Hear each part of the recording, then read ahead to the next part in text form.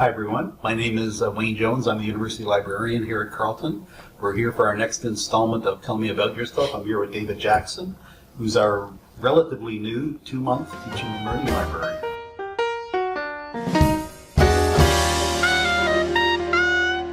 So, as we were saying earlier, this is your path of sort of getting here. This is not the usual path where how we get librarians. So you were a teacher for a long while. I was a teacher. I've actually had a number of careers in my time. I've worked in restaurants for a lot of my life. I was a chef and a sous chef in Toronto and Ottawa.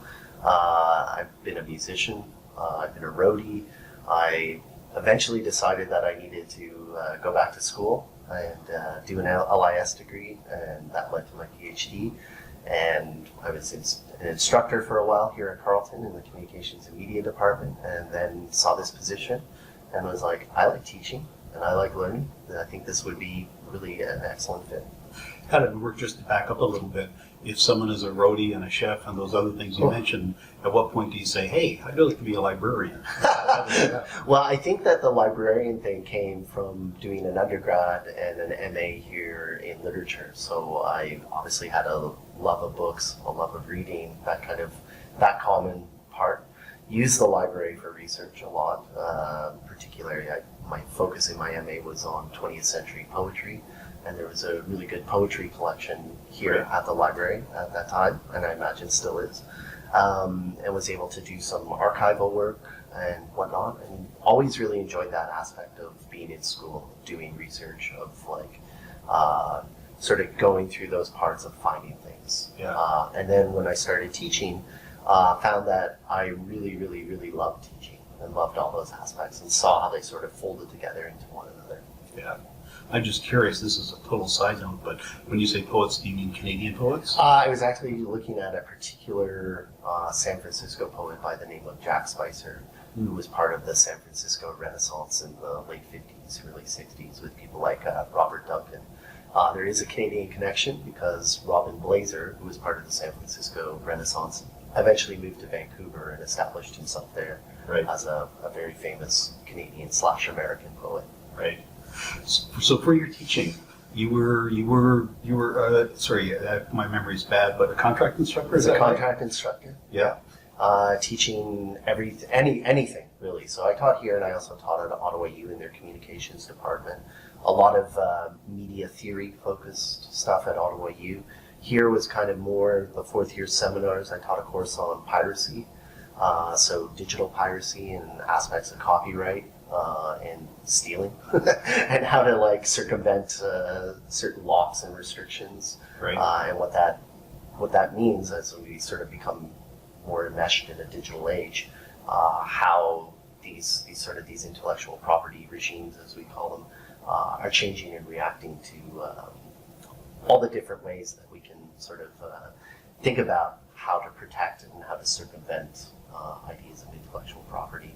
That was actually the first course that I developed here at Carleton, and it's kind of feels like my baby a little bit. So, and it morphed a lot over the years, depending on the students. So it was a really great experience for me to have that, because that became the training ground for my teaching. It's where I made all my mistakes, and it's where I learned what worked and what didn't. Yeah. And soon after that, I was thrown into one of those. Hey, we need you at the last second. Can you teach this class of 230 people, Introduction to Media Theory? I was like, okay. So I'd gone from a small seminar of about 20 people at the max, 25 people, to suddenly having to do this giant piece. They're completely different to each other. There's probably no doubt a sign of endorsement if people think that you're working with 20 or 30 students and suddenly they give you this. Endorsement or desperation? Desperation if you're a modest teacher. Endorsement if you're someone who's sort of looking at obviously they thought you could do that. Yeah, and actually at Carleton, the last couple of years, they've given me the Intro to Communications 1000 as one of the pieces of it. There's 3 sections, and I have the one for non-majors, which I still continue to teach, which is about, I was looking this morning, right now it's sitting at 140, but it's between 140 and 200. Have you ever taught a fully online course, a fully virtual? I haven't taught a fully online course, but I do a lot of blended learning. So I do incorporate aspects, particularly through the learning management system, CLearn, putting on videos, doing online office hours, making sure that I'm very much of the school of active learning, where I like to lecture as little as possible. I think that the best learning comes from people discussing and talking about the content, and sometimes the best teaching is teaching by keeping yourself out of it. So using media, using video, using the content that you can embed in the learning management system online, trying to deliver lectures in that format or just give outlines and whatnot, I think is a critical way to practice teaching. Right. Either in blended learning or in fully online learning, as opposed to the lecturing, someone standing in front of. Those all have their benefits. Those all work, I guess, to a certain extent. Do you feel that there's any lessening of the quality of pedagogy as you go along the line to getting more and more online? I think online has challenges in that we sort of get trained that when we're looking at a screen, when we're looking at something online, it becomes part of passive consumption. And I've certainly done a lot of my own online courses that I've taken. And when I was younger, the challenge was, because it was instructional television, right? Right. The challenge there for me was always like, well, how's my attention being captured, and how is it being maintained? And in those early periods, right, it was just a video of someone lecturing Yes. to an invisible classroom that sometimes you would hear questions, but it was very muffled. In library school, I took a online course on thesaurus and subject construction, Right. and it was dreadful. It was very, very poorly done. So I think one of the challenges is like, how do you make something that we all sort of feel is a passive exercise, which contradicts teaching. Teaching is very active, learning is very active. You need to be able to have that engagement, and that's the challenge. How do you make something that is engaging? How do you make it as engaging as a television show or a movie, which Right. is somewhat what it is mimicking? And there's a lot of strategies that you can incorporate, but I feel that some of the best stuff has a combination of the two. Right. So you need that. I feel like you need that person, you need that connection, and you can capture that online through things like discussion boards. I'm a big fan of my students using the embedded discussion boards, which they never take me up on until exam time. Right. And that may be part of my own, I've actually incorporated now that they have to use it as part of their, I don't have participation, I have course involvement. It's part of their involvement is to actually use these things and to make that connection online. Because in a class of 100, anything over 20 people, having those sort of one-on-one sessions gets more and more difficult. Just logistically. Just logistically. People can't move around the classroom in a giant lecture hall very easily. Or some people come and go. People don't always sit in the same place. Online, you can sort of get to know people a little bit easier and then bring that back to the classroom. Isn't that sort of, in a certain way, some people would say that's ironic or non-intuitive? Yeah. Just what you just said there. Online, you can get to know people better. Yeah, well, and I think particularly with my all the students that I've had from the sort of the current generation are comfortable connecting online, and they're comfortable. They often will make their own study groups if I don't insist on it. They're like, oh, well, I was talking to someone online, and they're like, I'm not sure who that is. Right. I'm like, oh, well, that's that student. And they say, oh, great, and then they'll end up talking in class. That's very encouraging, because I've heard occasionally over the course of the 6 or 7 years I've been here, I've heard the facile, what I could consider the facile criticism, that if it's not a in-person person at the front teaching lectures, and I'm not meaning to obviously denigrate that mode of pedagogy, but if it's not that, there's something lost. Yeah, well, I think there's a lot of different ways to go about pedagogy, right? There is a time to lecture, right? I actually really enjoy lecturing. I think it's a bit of a performance, but it's also a really good way to frame often large topics. But there has to be, I think that the best pedagogy is a pedagogy that brings all of these different aspects together, Right. without necessarily privileging one. There's a time when an online component is going to be fantastic, there's also a time when maybe it's not going to work. Right, makes sense. Tell me a little bit about how, how did where does the library degree appear in your life then, and how did that change? Yeah. Well, I mean, like I was saying, like aspects of research, and not just doing my own research, but helping people with research and helping people sort of plow through information is something that I was already doing, right? And people would just come to me and say like, oh, do you know how to do this, how to do this, how to do this? I'd be like, yeah, okay. In the library sciences side, I thought I would go into cataloging. I thought that's very much where I was sort of oriented. I really enjoyed thesaurus construction. For a while, I did a stint with the Government of Canada working on their core subject thesaurus, which I don't know whatever happened to that. It's probably lost to the mists of time. But I really enjoyed that work. It appealed to that sort of very detailed part of myself that I often, that I don't often get to indulge anymore. Sure. But in the course of my LIS, I did a couple of classes on reference. I did a couple of courses in instruction, and I was good at it, and I really enjoyed it. So within that, the next couple of sort of jobs that I had were doing reference at Health Canada, and just that I just really enjoy that part where you're able to say to somebody, "You're looking for this? Well, I can help you get to that." I shadowed on the reference desk for the first time the other day, and I was like, "Oh, I love this." Mm-hmm. It's part of that service that I think that sort of brings teaching and librarianship together. Is that you're there to help the public, and you're there to help them get to where they need to go. It's good to hear both those things, because what I often hear, just setting teaching aside for a minute, you often hear from people, and I think quite accurately, that people who have at least some kind of background or exposure to, thesaurus construction or cataloging or whatever kind of organization, the back end stuff, they often actually, if they have the desire for it, they can often make very, very good people on the front line as well, because they have that kind of background that others might not. And it's interesting for you too. I would make an analogy with the teaching and learning and being a librarian as well.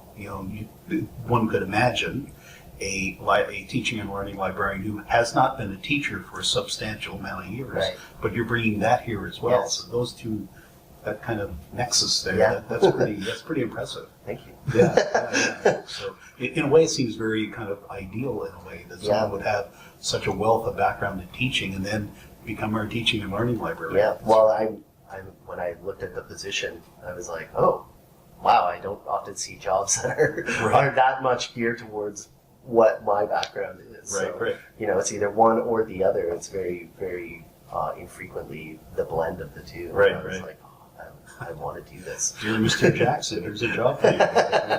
Well, I remember reading it out loud to my partner and being like, oh, do you think I should apply for this? She was like, David, of course you should. How many ways can I say duh? Exactly. You were also mentioning too, just when we talked briefly about having a musical background and musical talent as well. Do you mind talking about that? No, not at all. I'm still heavily involved in music. I've been doing that since I was 14 or 15 years old, and it's just a part of what I do now. So I play guitar, I do electronics. I'm actually going to be checking some things out of the special collections, because you have some synthesizers and noise boxes that I'm very interested in using. I'm playing a show on Sunday that I'm interested in using. I run an improvising musicians collective called IMU, which is focused on free jazz and experimental music in Ottawa. Happens we try to do 2 shows a month, and I play in a punk band. Punk band? Yeah. Well, a guitar? I play guitar in a punk band, yeah. Wow. How did that happen? Do you have, I'm not implying that you need to formal training to be in a punk band, probably not, but do you have any kind of formal musical training, or I took guitar is it all lessons. raw talent? I took guitar lessons for about 3 months when I was 15, and then my guitar teacher moved away, and I just taught myself. Yeah. And I started playing in bands immediately, and I was sort of fueled by punk in the at that time. My God, it would have been like the mid '80s when I was like a teenager. It was like, yeah, you can do this. Like you don't need formal training. You don't need anything. You just need to know like how to go from A to B to D, Right. and you're good. And you can mix that up however you want. I'm much better than I was when I was at that age. We all were. Yes. I like the fact too that if I can make another analogy again, it's about sort of having a skill or a talent or whatever, and being on stage, being in front, that sort of thing. Yeah, right? I really, for a long time, I had horrible stage fright, and I also had horrible teaching fright. Right. And it does provoke anxiety to get up in front of people. It's something that is difficult, but through practice and through learning and through teaching yourself, I don't even think about it anymore. The last few times I've just sort of get up and it's like, okay, this is what you do. Yeah. You talk to large groups of people. Yeah. Can I talk a little bit about this is no transition at all from punk music to teaching and learning, but I'm going to try anyway. I may hurt something. I may break a hip by doing this. But I'm just curious, have you've been here for a couple of months, Mm-hmm. so part of the idea with our teaching and learning, having with this position, was as a liaison, by which I don't mean a subject liaison, but a kind of a person that's in the middle of the library here and pedagogy on the other side, the faculty members, whatever. How are you going about making those connections? Yeah, well, I mean, they come through all these positions like the EDC, the CSAS, the students. Making that connection is probably, I feel like with the faculty, is probably, I feel like one of the biggest challenges of this job. Putting together the teaching and learning committee, which we're going to be meeting next week, I think, Right. which includes faculty members, trying to identify ways that we can better embed ourselves within courses, not just within courses, but within departments, and sort of really advocate for ourselves as people who have something to offer that is really important. Information literacy is really important.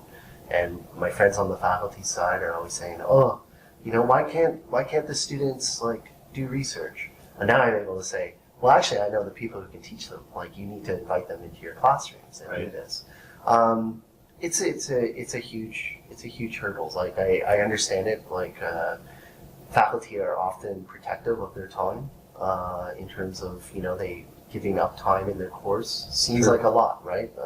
How am I going to get through the content if I'm devoting all this to the library? But they're not separate pieces, right? They're part of the same process. And if the university is here to teach students to do research, to be able to construct thinking, to be creative, to do all these different things that a university education is supposed to bring to them, then having the library as a core part of that is incredibly important. Yeah, no, for sure. And it's interesting, that dynamic you mentioned about the library having, whether skills or talents or wealth of information or a cohort of people who can do something to help in the the mission, basically, about helping students. That's something that we hear all the time, right, about the library. Yeah. I wouldn't quite say pushing itself, but for example, when you were just talking, reminded me of our research data management as well, and that whole effort. We have sort of a wealth of information here, and it needs to be sort of realized on the other side as well. Same thing about that person in the middle that can be the. And I spent a lot of time this week talking to graduate students and pitching the value of the library to them, tabling the different GSA events. Too much sun, but it was fun. And I would love to be able to get in and do the same thing with the faculty. I know we go in, I went to the new faculty orientation, but to find a way to make that, to build those bridges and say hey, look, you need this, and we've got it, and we can do it. Right, yeah, definitely. That seems like a good place to end that. I'm glad you're here. I'm glad we snagged you, and I hope the 2 months develop into many years here. I'm very happy to be here. Thanks for doing this, Dave. Thank you. Yeah, take care.